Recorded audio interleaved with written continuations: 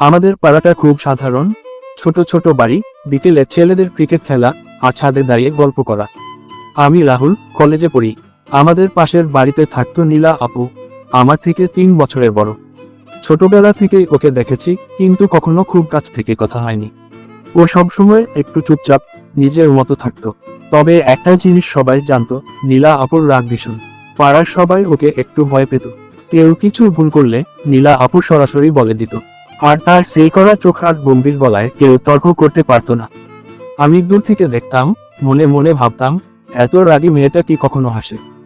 একদিন বিকেলে ছাদে দাঁড়িয়েছিলাম, হঠাৎ দেখি নীলা আপু পাশের ছাদে কাপড় শুকাতে এসেছে। হাওয়ায় ওর চুলগুলো উঠছিল। হঠাৎ চোখাচোখি হয়ে গেল। আমি একটু অপ্রস্তুত হয়ে গেলাম, কিন্তু ও হালকা করে একটা হাসি দিল। আমি অবাক, এই প্রথম দেখলাম ওকে হাসতে। সেদিন থেকেই যেন কিছু বদলে গেল। এরপর মাঝে মাঝে ছাদে দেখা হতো। ছোট ছোট কথা, কেমন আছো, কলেজ কেমন চলছে, এইসব। ধীরে ধীরে কথাগুলো বাড়তে লাগলো। আমি বুঝতে পারলাম, নীলা আপু আসলে ভেতরে ভীষণ নরম একটা মানুষ। শুধু বাইরের দিকটা শক্ত। একদিন বৃষ্টি হচ্ছিল, আমি বারান্দায় দাঁড়িয়েছিলাম। হঠাৎ দেখি নীলা আপু ছুটে এসে আমাদের বাড়ির সামনে দাঁড়ালো, পুরো ভিজে গেছে। আমি তাড়াতাড়ি ছাতা নিয়ে বাইরে গেলাম। এইভাবে ভিজছ কেন, আমি জিজ্ঞেস করলাম। ও একটু রাগী গলায় বলল, তোমার কি? আমি হেসে বললাম, আচ্ছা ঠিক আছে, কিছু না। ও একটু থেমে নরম গলায় বলল, বাসা থেকে বের হয়েছিলাম, হঠাৎ বৃষ্টি, আর ছাতা আনিনি। আমি ওকে ছাতা দিয়ে বললাম, চলো আমি দিয়ে আসি। সেদিন প্রথমবার আমরা একসাথে হেঁটেছিলাম, বৃষ্টির মধ্যে, এক ছাতার নিচে। নীলা আপুর রাগী মুখটা সেদিন কেমন শান্ত ছিল। তারপর থেকে আমাদের কথা আরো বাড়ল। ফোন নম্বর আদান প্রদান হলো। রাতে লুকিয়ে লুকিয়ে কথা বলতাম। আমি বুঝতে পারলাম, আমি ওকে ভালোবেসে ফেলেছি।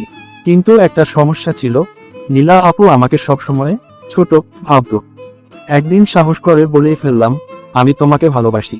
ও একদম চুপ হয়ে গেল। তারপর হঠাৎ রেগে গেল, তুমি পাগল হয়েছ, আমি তোমার থেকে বড়, মানুষ কি বলবে? আমি শান্ত গলায় বললাম, মানুষ কি বলবে সেটা আমি জানি না, কিন্তু আমি জানি আমি তোমাকে ছাড়া থাকতে পারবো না। ও কিছু না বলে চলে গেল। এরপর কয়েকদিন ওর সাথে কোনো কথা হলো না। আমি খুব ভেঙে পড়েছিলাম, মনে হচ্ছিল সব শেষ। কিন্তু এক রাতে ফোন এলো, নীলা আপু। ও বলল, তুমি এখনো আমাকে ভালোবাসো? আমি 1 সেকেন্ডও দেরি না করে বললাম, হ্যাঁ। ও দীর্ঘশ্বাস ফেলে বলল, আমি অনেক চেষ্টা করেছি তোমাকে ভুলতে, কিন্তু পারিনি। সেদিন থেকে আমাদের নতুন গল্প শুরু হলো। আমাদের সম্পর্কটা সহজ ছিল না। লুকিয়ে দেখা করা, লুকিয়ে কথা বলা, সবই করতে হতো। কিন্তু ভালোবাসা যত কঠিন হয়, ততই গভীর হয়। একদিন নীলা আপু বলল, তুমি কি সত্যি আমাকে বিয়ে করবে? আমি বললাম, আমি তো সেদিন থেকেই তোমাকে আমার স্ত্রী ভাবি। ও হেসে ফেলল। সেই হাসিটা আমার জীবনের সবচেয়ে সুন্দর দৃশ্য। অনেক বাধা পেরিয়ে অবশেষে আমরা বিয়ে করলাম।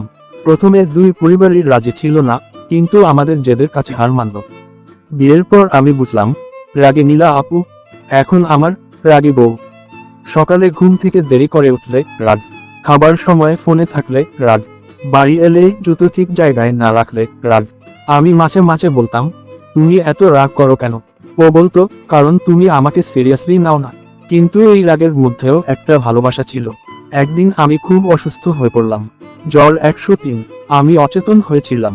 চোখ খুলে দেখি নীলা আমার পাশে বসে কাঁদছে। তুমি আমাকে ছেড়ে যাবে না তো? ওর টাপা গলা। আমি দুর্বল গলায় বললাম, আমি কোথাও যাচ্ছি না।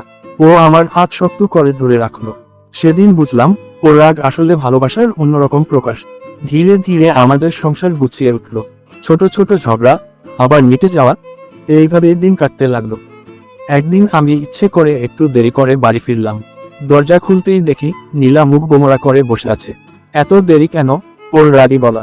আমি মুচকি হেসে বললাম, তোমার জন্য একটা সারপ্রাইজ আছে। আমি একটা ছোট্ট কেক বের করলাম, তাতে লেখা, মাই রাগী বউ, আই লাভ ইউ। নীলা প্রথমে রাগী মুখে ছিল, তারপর হঠাৎ হেসে ফেলল। চোখে পানি চলে এলো। তুমি একদম পাগল, ও বলল। আমি বললাম, হ্যাঁ, তোমার জন্যই পাগল। ও এসে আমাকে জড়িয়ে ধরল। সেদিন রাতে ও বলেছিল, তুমি জানো আমি কেন এত রাগ করি? আমি বললাম, কেন? ও বলল, কারণ আমি তোমাকে খুব ভালোবাসি, আর তোমাকে হারানোর ভয় পাই। আমি ওর কপালে চুমু খেয়ে বললাম, আমি কখনো তোমাকে ছেড়ে যাব না।